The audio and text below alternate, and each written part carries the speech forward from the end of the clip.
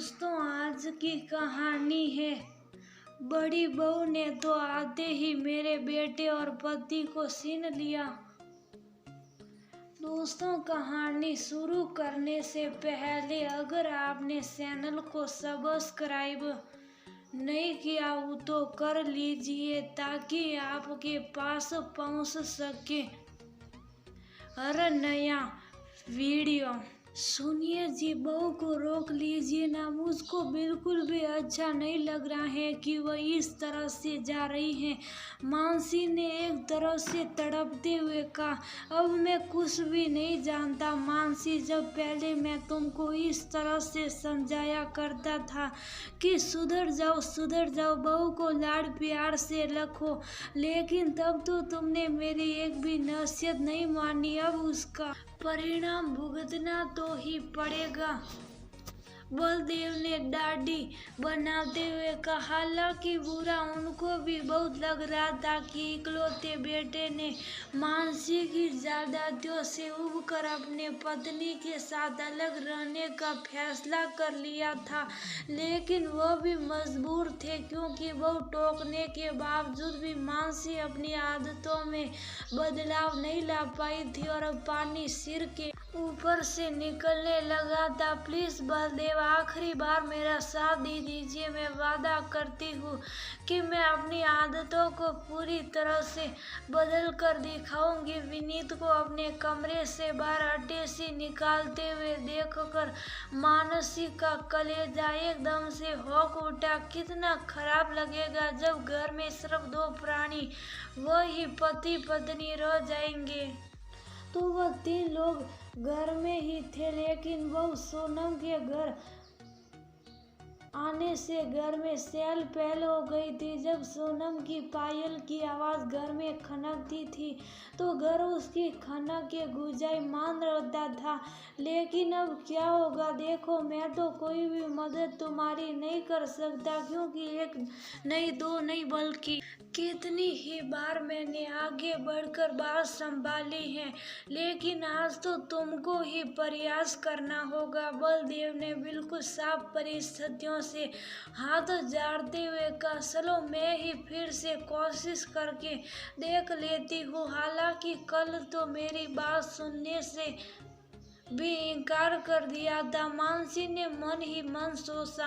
असल बात मुद्दा ये थे कि विनीत ने सोनम के साथ मनपसंद शादी की थी। स्वभाव से सरल और विनम्र सोनम उसको कब भाग गई पता ही नहीं चला। सोनम जहाँ विनीत नौकरी करता था उस स्कूल के चपरासी की बेटी थी। अक्सर वह चपरासी काका को खाना देने के लिए आती थी। विनीत उसको आते आते देखा करता। जब घर में विनीत की शादी की बात चलने लगी और मानसी ने अपनी बहन के धनाढ़ देवर की लड़की से शादी का प्रस्ताव रखा तो विनीत ने अपनी इच्छा बता दी। अब तो मानसी एकदम से उखड़ गई क्योंकि उसने तो बहुत ढेर सारे सपने देख डाले थे, तरह तरह के दहेज मिलने के।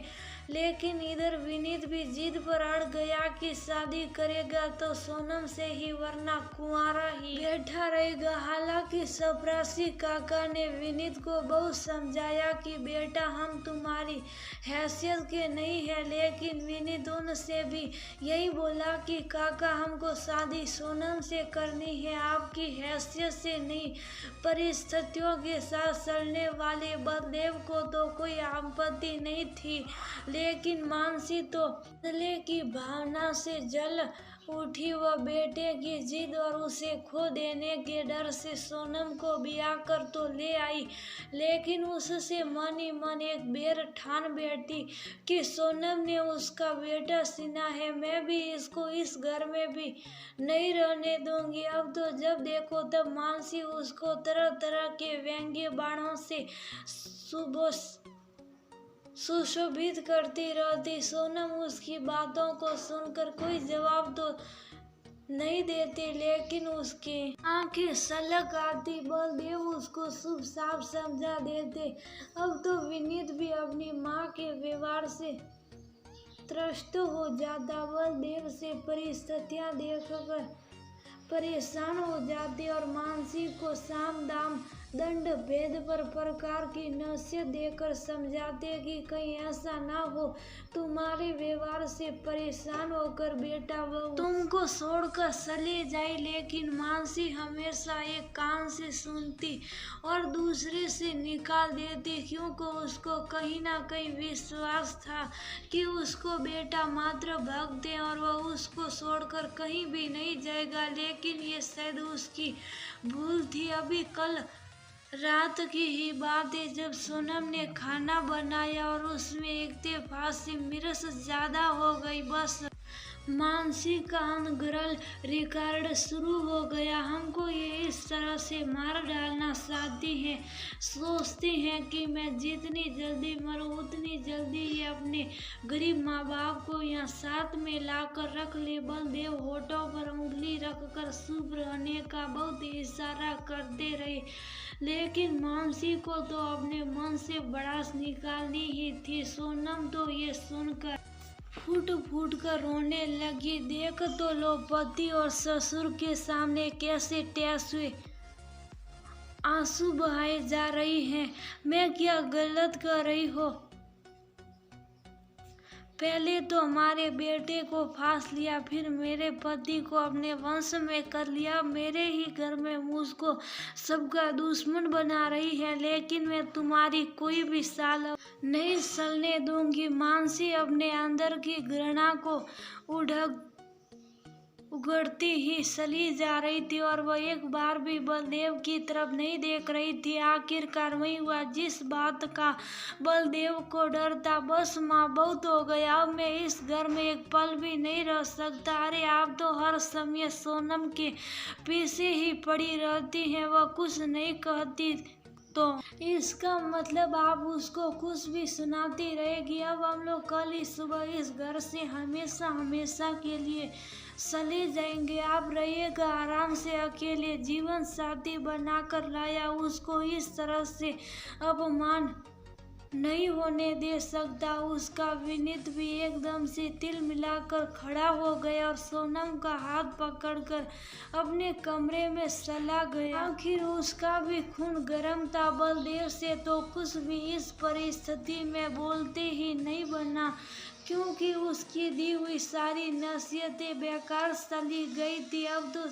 मानसी की हालत ही खराब हो गई। सारी रात करवटें बदलते हुए बड़ी मुश्किल से काटी और जब सुबह उठी तो देखा कि बेटे बहू अपना अपना सामान बांध रहे हैं। हे भगवान, अब मैं क्या करूं? मैंने खुद अपने ही पैरों में कुल्हाड़ी मार ली। बलदेव ने कितना समझाया मुझको, लेकिन मैंने उनकी एक बात नहीं मानी। अब मैं कैसे कहूँ बलदेव से? और जब उसने बलदेव से कहा तो बलदेव ने साफ मना कर दिया बेटे बहू से बात करने के लिए। आखिर मानसी खुद गई बेटे बहू के पास और सोनम का हाथ पकड़कर फूट फूट कर रोने लगी। बेटा, मेरे साथ इतना बड़ा अन्याय ना करो। मैं तो विनीत के बिना जीने का सोच ही नहीं सकती, मर जाऊंगी मैं।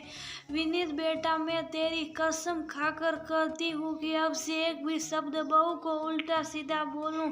बेटा, एक माँ का मान रख लो। मानसी रोते हुए घुटनों के बल बैठ गई और सोनम के आगे अपनी झोली फैला दी। मम्मी जी उठी, हम लोग कहीं नहीं जा रहे। विनीत तो जिद पर अड़े थे, लेकिन मैंने तो साफ मना कर दिया। आप देख लीजिए, मैंने अपना एक भी सामान नहीं रखा। सोनम ने मानसी को उठाते हुए कहा, क्योंकि उसे इस तरह मानसी का गिड़गिड़ाना बहुत व्यथित कर रहा था। सही बात बहू, अब तो मानसी चौंक कर बोली, हाँ मम्मी जी, ऐसे कैसे? मैं किसी माँ से उसका बेटा छीन सकती हूँ? सोनम मानसी के पैरों में झुक गई और मानसी ने तो भाव विभोर होकर उसका पूरा मुंह चूम डाला और विनीत के पास जाकर उसका कान उमड़ते हुए बोली, देख नालायक, कुछ सीख मेरी बहू से, तुझसे तो अच्छी ही निकली। वही तो कहता हूँ मम्मी मैं कि सोनम सचमुच बहुत अच्छी है, जरा दिल से अपना कर तो देखिए। विनीत अपना कान सुड़ाते हुए बोला, हाँ बेटा, पहले मुझसे गलती हुई, लेकिन इन परिस्थितियों से नसीहत लेकर मैं बहुत को दिल से अपनाऊंगी। मानसी ने आगे बढ़कर सोनम को गले लगा लिया। सोनम भी हर्षातिरेक में भरी मानसी से लिपट गई और दूर खड़े बलदेव ये सब देखकर बहुत खुश हो रहे थे और सोच रहे थे कि अंत